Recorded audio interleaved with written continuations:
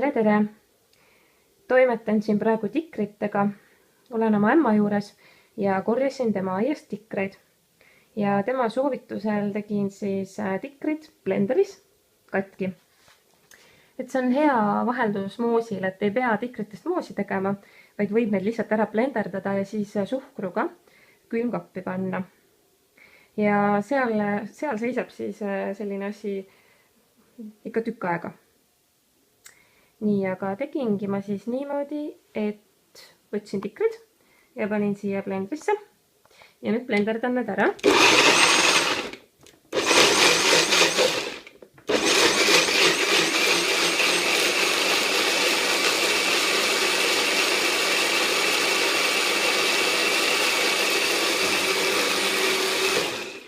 Nii, ja siis võtan selle seguse, panen siia sisse ja kui mul kõik need marjad on tehtud, siis segan selle lihtsalt suhkruga kokku. Ja panen külmkappi, mitte sügavkülma.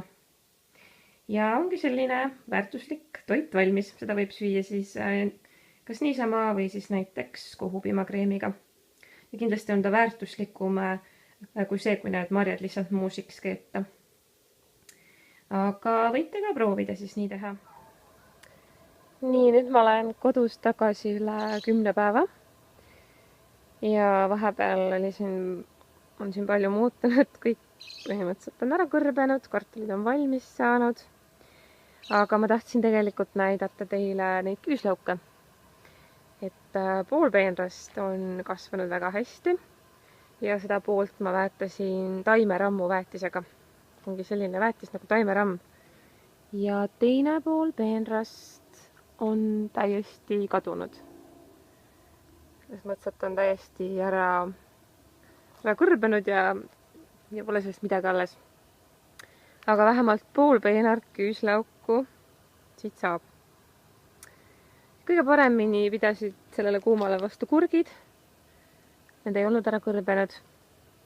Ja siit tõesti midagi saab. Aga seda taimerammu väetist võib soovitada küll proovida. See mõjub erinevatele taimedele tegelikult erinevalt. Aga igal juhul nendele küüslaukudele siin minu aias mõjus see hästi. Kadri, kuidas sul läheb ja mis sina teed? Hei! Täna olen mina enda kodus ja ma mõtlesin, et ma räägin teile natukene lähemalt oma akvaariumist.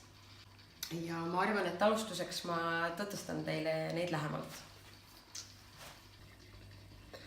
Meil on 5 vahvat neoonikala, kellest 4 püsivad üsna tihedalt koos, aga üks vahel kipub hoopis kuskile mujale poole akvaariumit uitama. Siit ta jälle läheb. Lisaks on meil 2 vahvat põhjakoristajat. Üks on kõvasti suurem kui teine ja teine on hetkel peidus ja ei paista kusagilt.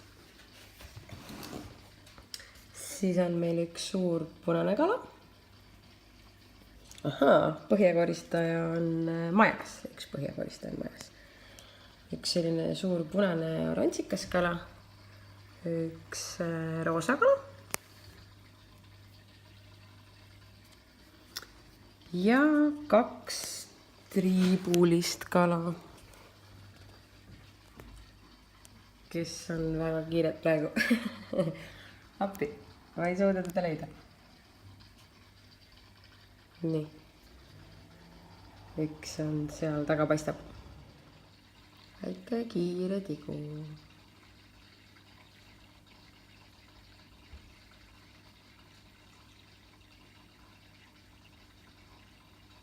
Nüüd, mis ma veel mõtlesin, on see, et võtsin ühe uue taime.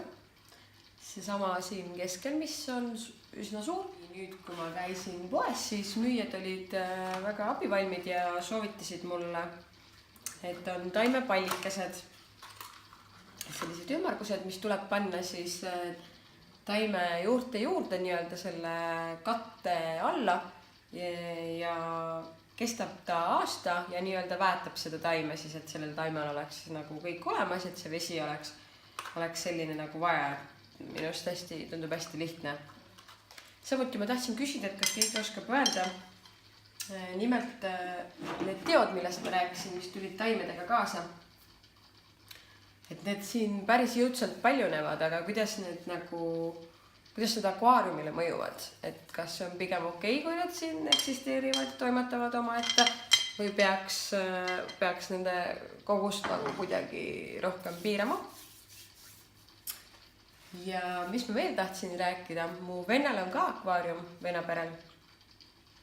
Ja nad soetasid endale sellise vahva söötja, et võib-olla kellegile teiselegi kasuks idee, et kuna oleme minemas perega puhkama nädalaks ajaks ja ei ole kedagi, kes jääks neile süüa andma, et siis 25 € eest saame meie sellise vahva aparaadi, mis siis vastavalt sellele, kuidas me oleme ta seadistanud, kas siis korra päevas või 2 korda päevas, ise annab kaladele süüa ja saab anda ka manuaalselt, et vajutas nuppu. Ja siis siit lihtsalt vastavalt sellele, kui palju me oleme reguleerinud, tuleb siis sööki. Võtan teid sööbise juurde lähemale.